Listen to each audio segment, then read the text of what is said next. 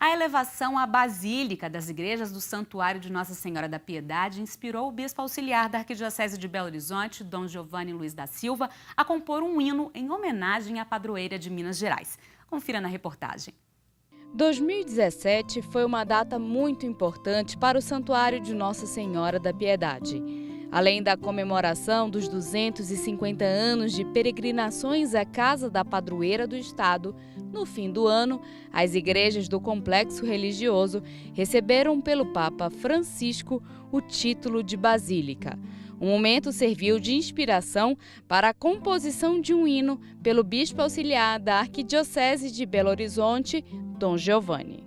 O hino foi composto depois que eu recebi uma foto de Dom Valmor. Ele me enviou via WhatsApp uma foto do santuário, uma vista aérea do santuário, o santuário completamente envolvido pelas nuvens. Como eu já tinha esse desejo de compor um hino, então aquela foto intensificou esse desejo e no dia 23 de novembro começou a composição do texto. E no dia 24 eu já tinha a melodia pronta para ser apresentada e aprovada por quem de direito. Dom Giovanni tem formação musical em instrumento de sopro e técnica vocal, o que o ajudou no processo de composição e musicalização do hino. Nas serras de Minas refugie, em meio às nuvens do céu, a casa do Rei e Senhor, sinal de clemência e bondade. Em ritmo marcial, o hino traz uma linguagem simples e lembra a beleza natural do espaço, além da fé dos mineiros, a Mãe Piedade. O Santuário da Piedade, uma coisa que sempre me encanta, e essa expressão aparece no hino, o lampadário da fé. Porque quando a gente passa ali à noite, as montanhas são negras, escuras, e à noite aquele facho de luz no topo da montanha.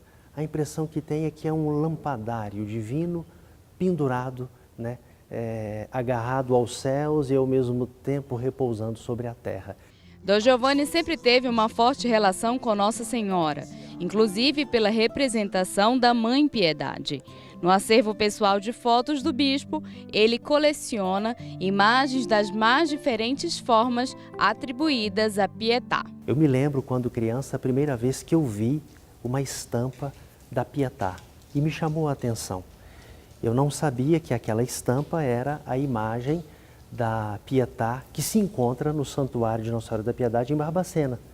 E depois eu fui nomeado pároco para este lugar. Depois eu fui nomeado bispo, sou acolhido na Arquidiocese de Belo Horizonte, me é confiada a região Nossa Senhora da Piedade, onde está o Santuário de Nossa Senhora da Piedade. Então, eu me sinto de fato envolvido por esse amor de Maria, a Senhora da Piedade. Esquecer o filho pequeno dentro do carro é uma situação pela qual poucos pais acreditam poder passar um dia. Mas o que parece incomum é mais frequente do que se possa imaginar. Um aluno da PUC Minas desenvolveu um projeto para evitar esse problema. Quem vê Miguel tranquilo ao celular não imagina que ele poderia correr perigo se Wagner esquecesse ele dentro do carro. De acordo com o Departamento de Geociências da Universidade Estadual de São Francisco, nos Estados Unidos, a temperatura dentro do carro parado aumenta 80% em meia hora. No Brasil, mais de 14 milhões de famílias têm pelo menos uma criança de até 10 anos de idade. Por aqui, não há um estudo sobre o número de mortes por abandono em veículos, mas nos Estados Unidos, todos os anos, cerca de 40 crianças morrem por serem esquecidas dentro de carros.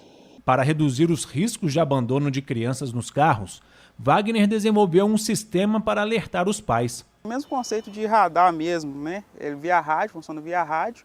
Né? E quando é acionado aqui, esse dispositivo, detectando esse outro aqui na proximidade, ele vai acionar o LED verde aqui de monitoramento. A almofada com o sensor é colocada na cadeirinha da criança. Na simulação que fizemos, Wagner se afastou alguns metros e o chaveiro já apitou. Nosso objetivo é desenvolver a plataforma mobile, né? Mobile para esse aplicativo, que vai trabalhar em conjunto com o chaveiro.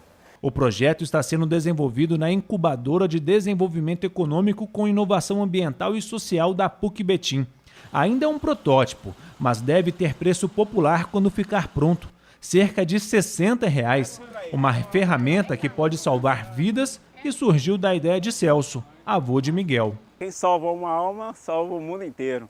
Uma criança é aquilo que mais comove a sociedade, né? Então, para mim, especialmente, seria de grande valia, né? Salvando a criança já é para a humanidade, para nós, é um marco, né?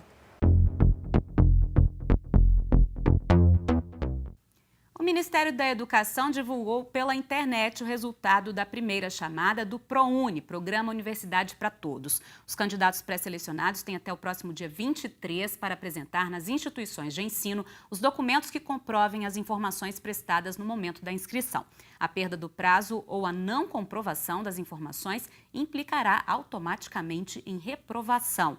A lista com a documentação está disponível na página do programa. Para quem não foi pré-selecionado ainda, haverá a segunda chamada a ser divulgada no dia 2 de março. Com a grande procura pela população insatisfeita com os serviços do SUS e muitas vezes sem um plano de saúde, as chamadas clínicas populares estão crescendo no país. O Conselho Federal de Medicina determinou normas para regulamentação e fiscalização do serviço. Desde 2015, o número de brasileiros com plano de saúde vem caindo, segundo a Agência Nacional de Saúde Suplementar. Por isso, muitos recorrem às clínicas populares, que oferecem atendimento a preços acessíveis. Nesta rede, criada há 1 ano e meio, 10 mil pessoas são atendidas por mês. Com esse momento de crise, a gente abrangeu um leque muito grande de perfis da população de Belo Horizonte. Então, desde o público C e D, que busca um preço acessível para ter acesso à saúde, até a classe média, que deixou de ter plano de saúde também e que acaba encontrando na clínica uma boa qualidade e um preço acessível para fazer seus procedimentos médicos e exames. A clínica oferece mais de 20 especialidades médicas. Rasmini conseguiu atendimento rápido. Muitas vezes você paga o plano de saúde, mas não usa, e muitas vezes, no caso de quem tem um salário mínimo, é algo bem caro se você tiver um plano bom de saúde. Então, se você tem um problema pequeno que você pode solucionar, que no SUS você depende de alguns meses, você tem condição de pagar um médico especialista aqui. No dia 24 de janeiro, foi publicada no Diário Oficial da União uma resolução do Conselho Federal de Medicina que estabelece as regras para a criação das clínicas médicas ambulatoriais, inclusive as populares. As normas deverão entrar em vigor até 90 dias após a publicação. E para que essas clínicas funcionem adequadamente, os proprietários devem seguir algumas regras.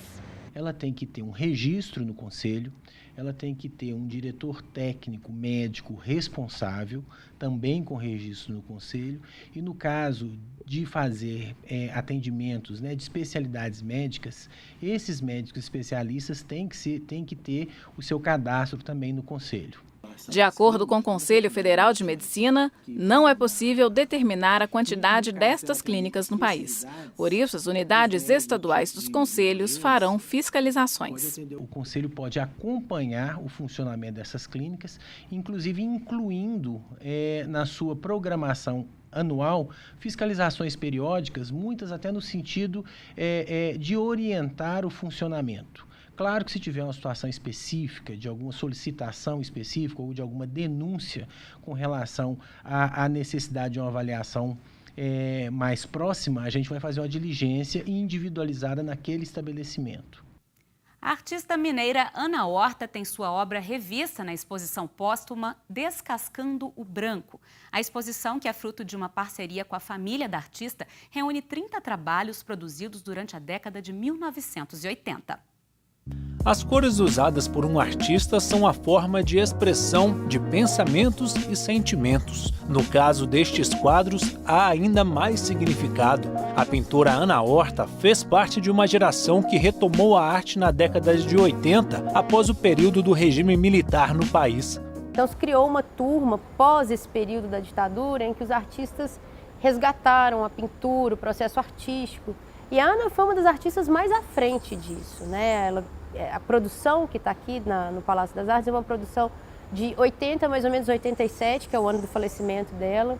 O trabalho da Ana, ele é extremamente gestual, né? Um trabalho que você consegue perceber o gesto, o traço forte, demarcado. Mas a Ana era uma artista extremamente ativista, né? Fez parte de um movimento muito importante das artes plásticas no Brasil. Ana morreu aos 30 anos em um acidente de carro, mas deixou um rico acervo, marcado por traços expressivos, intensidade e profusão das cores. Curioso é o nome da exposição, que apesar de colorida, foi intitulada Descascando o Branco. A Ana tem um trabalho com muita cor, né? E ela falava que para você achar a cor, você tinha que descascar o branco. Era uma forma poética que ela via isso, né?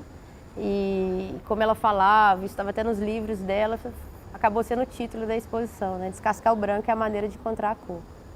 Descascando o Branco, Ana Horta deu um passo na retomada das artes plásticas no Brasil. Levantou a bandeira da liberdade artística e de expressão. A geração 80 deixou sua marca e os quadros são prova disso. Historicamente, essa geração é muito importante, né? Assim, ela, para as instituições, para as outras gerações de artistas que eles influenciaram. Então, realmente é uma geração muito importante.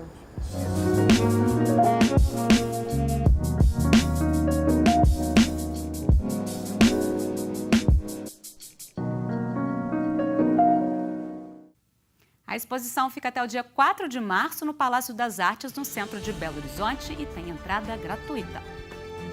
O Horizonte Notícia termina agora. Se quiser rever o programa de hoje, acesse o nosso site tvhorizonte.com.br. Até a semana que vem. Tchau!